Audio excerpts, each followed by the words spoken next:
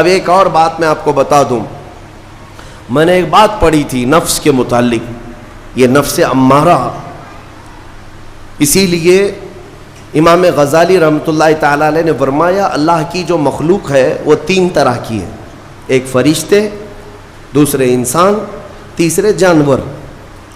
یہ تین الگ الگ قسم کی مخلوق ہیں، کیونکہ اللہ تعالیٰ نے تینوں کو جو چیزیں دی ہیں ان میں فرق ہے۔ فرشتوں کو اللہ نے عقل دیا ہے، نفس نہیں ہے۔ نفس، شہوت، برائی کرنے کی خواہش فرشتوں کے اندر ہے ہی نہیں، وہ سوچ بھی نہیں سکتے برائی کرنے کا۔ فرشتوں کو اللہ نے عقل دیا ہے، اور عقل عزت والی چیز ہے۔ اور جانوروں کو اللہ نے نفس دیا ہے، عقل نہیں، عقل والے نہیں ہیں جانور، عقل والے نہیں، لیکن نفس ہے، شہوت ہے، شہوت بھی ہے، نفس بھی۔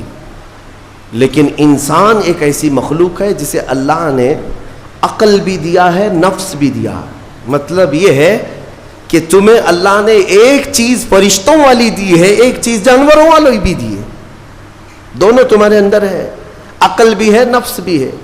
لیکن امام غزالی فرماتے ہیں توجہ، جو بندہ نفس ہونے کے باوجود گناہوں سے اپنے آپ کو بچا لیا، وہ بندہ فرشتوں سے بھی افضل ہے۔ کیوں؟ فرشتے اس لیے بچے ہوئے ہیں کہ ان کے پاس نفس ہے ہی نہیں، اور تم بچ رہے ہو تو کمال کی بات ہے، نفس ہوتے ہوئے بھی گناہ سے بچ گیا تو اس انسان کا مقام فرشتوں سے بھی اعلیٰ ہے۔ لیکن ساتھ ہی امام غزالی یہ بھی فرماتے ہیں عقل ہونے کے باوجود اگر گناہوں سے نہیں بچتا تو پھر وہ جانوروں سے زیادہ ذلیل ہے، کتے اور خنزیر سے بھی گیا گزرا ہے، کیونکہ جانور تو بیچارہ معذور ہے، اسے عقل نہیں ہے، نفس ہے۔ تمہارے پاس عقل ہے، اس کے باوجود حرام کاریاں کر رہے ہو تو جانوروں سے زیادہ گر گئے۔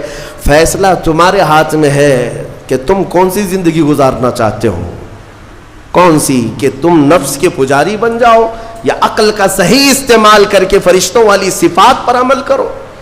عزیزان گرامی وقار، نفس اور عقل یہ جو دو چیزیں ہیں، ان کو میں آپ کے سامنے تھوڑا سا کھول کر کے عرض کرتا ہوں۔ عقل جو ہے عزت والی چیز ہے، جسے بھی دی گئی ہے وہ عزت والا ہے۔ کیوں عزت والی ہے یہ عقل؟ پوری دنیا میں عقل کا ہی تو کمال ہے، جس کے پاس عقل ہے وہ بادشاہ ہے، جس کے پاس عقل ہے وہ لوگوں کو ہانکتا ہے، پوری دنیا کو ادھر سے ادھر کر سکتا ہے۔ عقل اور نفس جو ہے، نفس برائیوں کی طرف بلانے والا، عیاشی کی دعوت دینے والا، موج مستی کرانے والا اور اپنے آپ کو تباہ کروانے والا۔ اچھے بھلے نوجوان، 25 سال کی کڑیل جوانی ہے، کون ہے جو انہیں نشے کے اڈے پر لے جاتا ہے؟ کون ہے جو ان کو تباہ و برباد کرتا ہے؟ نوجوان کو اچھی طرح سے معلوم ہے کہ میں کوکین، افیون، ہیروئن لوں گا تو میرے جسم کے ساتھ کیا ہوگا، اسے معلوم ہے، لیکن اس کے باوجود عیاشی کروانا یہ نفس کی عادت ہے۔ کسی کے اوپر نفس غالب آتا ہے، کسی کے اوپر عقل غالب آتی ہے۔ عقل جس کے اوپر غالب آ گئی وہ اچھا آدمی ہے، نفس جس کے اوپر غالب آ گیا وہ شیطان کا پجاری ہو گیا، نفس کی سننے والا۔ اب یہ دونوں جو چیزیں ہیں میں بتاتا ہوں آپ کو۔ روایت میں ملتا ہے کہ جب اللہ نے عقل کو بھی پیدا کیا اور نفس کو بھی پیدا کیا تو اپنے سامنے حاضر کیا، عقل سے پوچھا کہ اے عقل بتا میں کون ہوں اور تو کون ہے؟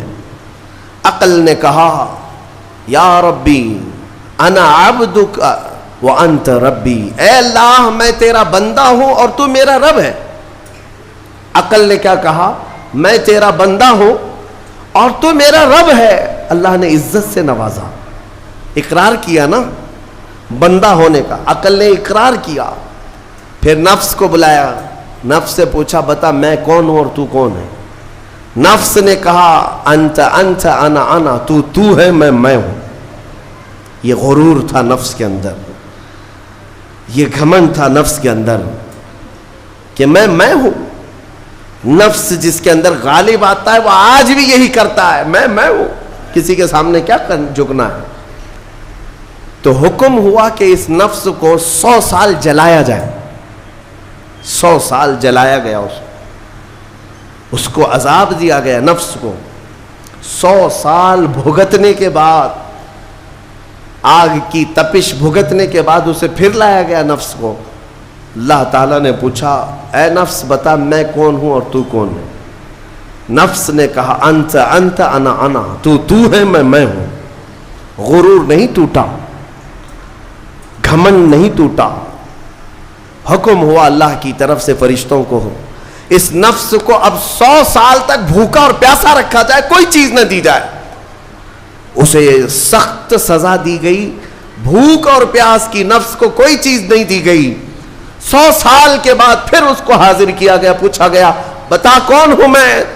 نفس نے کہا اے اللہ تو میرا خدا ہے, میں تیرا بندہ ہوں. فرمایا بزرگوں نے کہ نفس کو اگر کوئی جھکا سکتا ہے تو وہ بھوک ہے, اسی لیے مولا نے رمضان کے روزے تم پر فرض فرمایا. نفس کو جھکا سکتے ہو, نفس کو کنٹرول میں لا سکتے ہو تو بھوک کے ذریعے سے. ہاں یہ بھوک اور پیاس یوں ہی نہیں دی گئی ہے. دنیا اگر سمجھتی ہو کہ مسلمانوں کو یہ بھوکا اور پیاسا رکھوایا جا رہا ہے تو انہیں کیا خبر ہے کہ روح کسے کہتے ہیں, نفس کسے کہتے ہیں. جو آلریڈی غلاظت میں پڑے ہوئے انہیں کیا سمجھ ہے. لیکن الحمدللہ ہمارا تصور ہے آخرت کا, ہمارے ہاں تصور ہے جنت کا, ہمارے ہاں تصور ہے جہنم کا, اللہ کی بارگاہ میں حساب کا. اس لیے ضروری یہ بن پڑتا ہے کہ ہم اپنی دنیا میں ہی اصلاح کریں. میرے عزیزوں, اس نفس کی جو تباہ کاریاں ہیں اس سے بچنا ہر نوجوان کے لیے ضروری ہے. تم روزوں کو ہلکے میں مت لو.